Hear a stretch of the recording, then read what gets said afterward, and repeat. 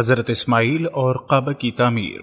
اربوں خربوں درود و سلام خاتم النبیین حضرت سیدنا محمد صلی اللہ علیہ وسلم اور ان کی آل پر اللہ تعالی مغفرت فرمائے، میری، آپ کی، ہمارے والدین اور تمام امت کے مسلمانوں کی، آمین۔ اپنے آج کے ٹاپک پر بات کرنے سے پہلے ہم اپنے ناظرین سے گزارش کرتے ہیں کہ اللہ اور اس کے حبیب صلی اللہ علیہ وسلم کا پیغام دنیا کے تمام انسانوں تک پہنچانے میں ہماری مدد کریں۔ اس ویڈیو کو آخر تک دیکھیں، اس کو لائک کریں، کمنٹ میں اپنے خیالات کا اظہار کریں اور ہمارے اس چینل کو سبسکرائب کریں۔ جزاک اللہ۔ اللہ تعالیٰ نے حضرت اسماعیل علیہ السلام کو حجاز مقدس اور اس کے آس پاس کی تمام آبادیوں نیز قوم جرہم، قوم عمالیق اور اہل یمن کی طرف نبی بنا کر بھیجا۔ آپ علیہ السلام ہمارے پیارے نبی حضرت محمد مصطفیٰ صلی اللہ علیہ وسلم کے جد اعلیٰ ہیں۔ قرآن مجید میں حضرت اسماعیل علیہ السلام کے 3 اوصاف نہایت صراحت کے ساتھ بیان کیے گئے ہیں، یعنی آپ تعمیر کعبہ کے دوران اپنے والد حضرت ابراہیم علیہ السلام کے شانہ بشانہ شریک رہے۔ آپ علیہ السلام وعدے کے بڑے پکے اور سچے تھے، اور آپ علیہ السلام لوگوں کو نماز اور زکوٰۃ کا حکم دیتے رہتے تھے تاکہ وہ اللہ کے عذاب سے بچ جائیں۔ اللہ تعالیٰ قرآن پاک کی سورہ مریم میں ارشاد فرماتے ہیں، کتاب میں اسماعیل کا بھی ذکر کیجئے، بے شک وہ وعدے کے سچے اور ہمارے بھیجے ہوئے نبی تھے، اور وہ اپنے گھر والوں کو نماز اور زکوٰۃ کی تعلیم دیتے تھے، اور وہ اپنے پروردگار کے ہاں پسندیدہ تھے۔ ناظرین، مورخین لکھتے ہیں کہ دنیا میں جو شخص سب سے پہلے گھوڑے پر سوار ہوا وہ اسماعیل علیہ السلام تھے۔ اس سے پہلے گھوڑا وحشی جانور تھا۔ اسماعیل علیہ السلام نے اسے سدھایا اور مانوس کیا اور پھر اس پر سواری کی۔ حضرت عبداللہ بن عمر رضی اللہ تعالیٰ عنہ سے مروی ہے کہ رسول اکرم صلی اللہ علیہ وسلم نے فرمایا، گھوڑوں کو اپناؤ اور ان پر سواری کرو، بے شک یہ تمہارے باپ حضرت اسماعیل علیہ السلام کی میراث ہے۔ عموی ایک حدیث بیان کرتے ہیں کہ رسول اللہ نے فرمایا کہ پہلا شخص جس نے واضح عربی زبان کے ساتھ زبان کھولی وہ اسماعیل علیہ السلام ہیں، اور یہ اس وقت 14 سال کی عمر کے تھے۔ عربی کے علاوہ آپ کو قبطی اور عبرانی زبان پر بھی عبور حاصل تھا۔ ناظرین، اللہ تبارک و تعالیٰ قرآن مجید کی سورہ بقرہ میں ارشاد فرماتے ہیں، اور جب ہم نے اس گھر کو لوگوں کے لیے پلٹ کرانے کی جگہ اور سراسر امن بنایا اور تم ابراہیم کی جائے قیام کو نماز کی جگہ پاؤ، اور ہم نے ابراہیم اور اسماعیل کو تاکیدی حکم دیا کہ تم دونوں میرے گھر کا طواف کرنے والوں اور اعتکاف کرنے والوں اور رکوع کرنے والوں اور سجدہ کرنے والوں کے لیے پاک صاف رکھو۔ لوگ بار بار اللہ تعالیٰ کے گھر کی طرف لوٹ کر آتے ہیں، کبھی ان کا دل نہیں بھرتا اور اسے سراسر امن والا بنا دیا گیا ہے۔ جاہلیت میں بھی آدمی اس گھر میں اپنے دشمن کو دیکھتا مگر اسے کچھ نہ کہتا۔ اسلام نے اس احترام میں تاکید اور اضافہ کیا۔ مقام ابراہیم سے مراد وہ پتھر ہے جس پر کھڑے ہو کر ابراہیم علیہ السلام نے کعبہ تعمیر کیا۔ ناظرین، حضرت عمر رضی اللہ تعالیٰ عنہ مزید کہتے ہیں، جب مجھ تک یہ بات پہنچی کہ رسول صلی اللہ علیہ وسلم اپنی بعض بیویوں سے خفا ہیں، تو میں نے ان سے کہا کہ تم یا تو رسول اللہ کو ناراض کرنے سے باز آ جاؤ گی، یا پھر اللہ تعالیٰ تمہارے بدلے میں اپنے نبی کو تم سے بھی اچھی بیویاں عطا فرمائے گا۔ حتیٰ کہ جب میں امہات المومنین میں سے ایک کے پاس گیا تو اس نے کہا، اے عمر، اپنی بیویوں کو باز کرنے کے لیے کیا رسول اللہ کی ذات گرامی کافی نہیں ہے کہ آپ نے انہیں باز فرمانا شروع کر دیا؟ بہرحال اس موقع پر اللہ تعالیٰ نے سورہ تحریم کی یہ آیت نازل فرمائی، اس کا رب قریب ہے، اگر وہ تمہیں طلاق دے دے کہ تمہارے بدلے اسے تم سے بہتر بیویاں دے دے، جو اسلام والیاں، ایمان والیاں، اطاعت کرنے والیاں، توبہ کرنے والیاں، عبادت کرنے والیاں، روزہ رکھنے والیاں اور قماریاں ہوں۔ ناظرین، عمرو بن دینار رحمت اللہ روایت کرتے ہیں کہ میں نے عبداللہ بن عمر رضی اللہ تعالیٰ عنہ سے سنا کہ رسول اللہ صلی اللہ علیہ وسلم تشریف لائے تو آپ صلی اللہ علیہ وسلم نے 7 چکروں میں بیت اللہ کا طواف کیا اور مقام ابراہیم کے پیچھے 2 رکعت نماز ادا فرمائی۔ سورہ بقرہ میں ارشاد ربانی ہے، اور جب ابراہیم نے کہا، اے میرے رب، اس جگہ کو ایک امن والا شہر بنا دے اور اس کے رہنے والوں کو پھلوں سے رزق دے جو ان میں سے اللہ اور یوم آخرت پر ایمان لائے، فرمایا، اور جس نے کفر کیا تو میں اسے بھی تھوڑا سا فائدہ دوں گا، پھر اسے آگ کے عذاب کی طرف بے بس کروں گا، اور وہ لوٹنے کی بری جگہ ہے۔ اللہ تعالیٰ نے ابراہیم علیہ السلام کی یہ دعا بھی قبول فرمائی اور مکہ معظم کو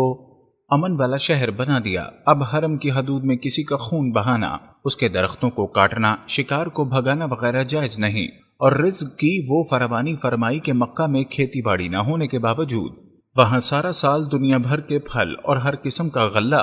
اتنی فراوانی سے ملتا ہے کہ ابراہیم علیہ السلام کی دعا کی قبولیت ہر شخص کو آنکھوں سے نظر آ جاتی ہے۔ ناظرین، سورہ بقرہ میں مزید ارشاد ہوتا ہے، اور جب ابراہیم اس گھر کی بنیادیں اٹھا رہا تھا اور اسماعیل بھی، اے ہمارے رب ہم سے قبول فرما، بے شک تو ہی سب سننے والا جاننے والا ہے۔ اللہ تعالیٰ نے نبی کریم صلی اللہ علیہ وسلم کو حکم دیا کہ آپ صلی اللہ علیہ وسلم اپنی قوم کو بتائیں کہ ابراہیم اور ان کے بیٹے اسماعیل ام القریٰ کی سرزمین میں اللہ کا گھر بناتے ہوئے یہ کہہ رہے تھے، اے ہمارے رب اسے قبول کر لے۔ اس آیت میں مذکورہ لفظ کے حوالے سے ابن عباس رضی اللہ تعالیٰ عنہ نے فرمایا، بیت اللہ کی وہ بنیادیں جو اس سے پہلے موجود تھیں۔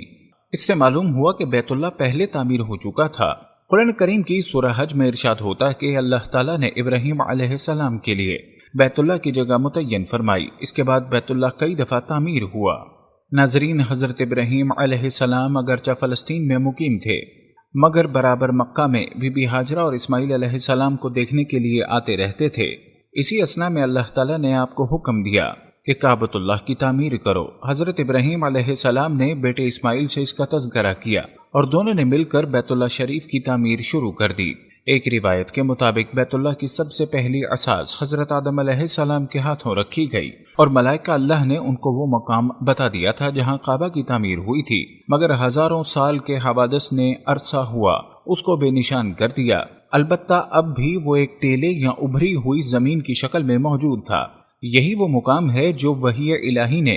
ابراہیم علیہ السلام کو بتایا، اور انہوں نے اسماعیل علیہ السلام کی مدد سے اس کو کھودنا شروع کیا تو سابق تعمیر کی بنیادیں نظر آنے لگیں۔ انہی بنیادیں پر بیت اللہ کی تعمیر کی گئی، مگر قرآن عزیز نے بیت اللہ کی تعمیر کا معاملہ حضرت ابراہیم علیہ السلام سے ہی شروع کیا اور اس سے پہلی حالت کا کوئی تذکرہ نہیں کیا۔ ناظرین، اس تعمیر کو یہ شرف حاصل ہے کہ ابراہیم علیہ السلام جیسا جلیل القدر پیغمبر اس کا معمار ہے، اور اسماعیل علیہ السلام جیسا نبی اس کا مزدور۔ باپ بیٹے برابر اس کی تعمیر میں مصروف ہیں، اور جب اس کی دیواریں اوپر اٹھتی تو بزرگ باپ کا ہاتھ تعمیر سے معذور ہو جاتا تو قدرت کی ہدایت کے مطابق ایک پتھر کو باڑ بنایا جاتا ہے، جس کو اسماعیل علیہ السلام اپنے ہاتھ سے سہارا دیتے اور ابراہیم علیہ السلام اس پر چڑھ کر تعمیر کرتے جاتے۔ یہی وہ یادگار ہے جو آج مقام ابراہیم کے نام سے موسوم ہے۔ جب تعمیر اس حد پر پہنچی جہاں آج حجر اسود نصب ہے تو جبریل امین نے اس کی رہنمائی کی اور حجر اسود کو ان کے سامنے ایک پہاڑی سے محفوظ نکال دیا،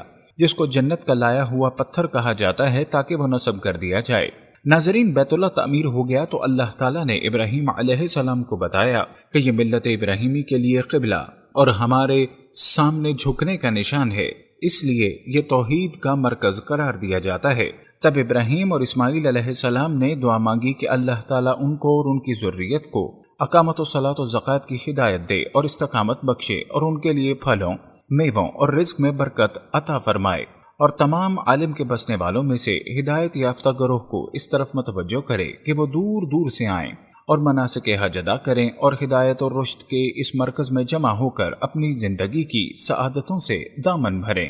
ناظرین، قرآن کریم نے بیت اللہ کی تعمیر کے وقت ابراہیم اور اسماعیل علیہ السلام کی مناجات، اقامت و صلاۃ اور مناسک حج کی ادائیگی کے لیے شوق و تمنا کے اظہار اور بیت اللہ کے مرکز توحید ہونے کے اعلان کی جگہ جگہ ذکر کیا۔ سورہ حج میں ارشاد ہے، اور جب کہ ہم نے ابراہیم علیہ السلام کو کعبہ کے مکان کی جگہ مقرر کر دی، اس شرط پر کہ میرے ساتھ کسی کو شریک نہ کرنا، اور میرے گھر کو طواف، قیام، رکوع اور سجدہ کرنے والوں کے لیے پاک صاف رکھنا، اور لوگوں میں حج کی منادی کرتے، لوگ تیرے پاس پاپیادہ بھی آئیں گے اور دبلے پتلے اونٹوں پر بھی،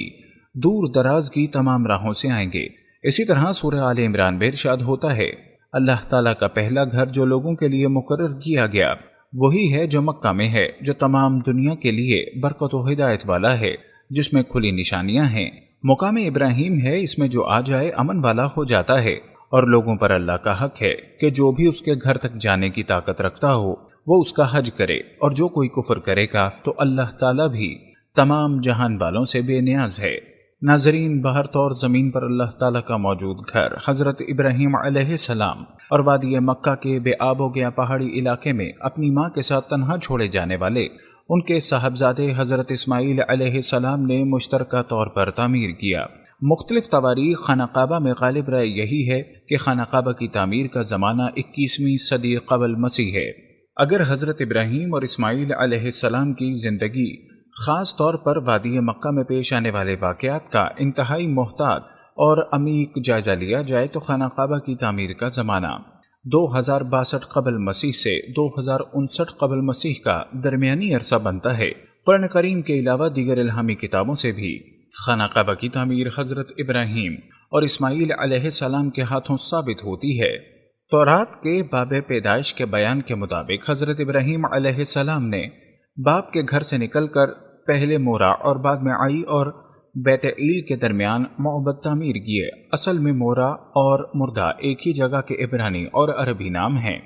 یہی فاران آج کا حجاز ہے، اور حجاز کے سوا مروہ نامی پہاڑ پوری دنیا میں کہیں واقع نہیں، اور نہ ہی اس جیسے نام کا کسی اور پہاڑ کے قریب حضرت ابراہیم علیہ السلام کے معبد بنانے کے ثبوت تاریخ پیش کرتی ہے۔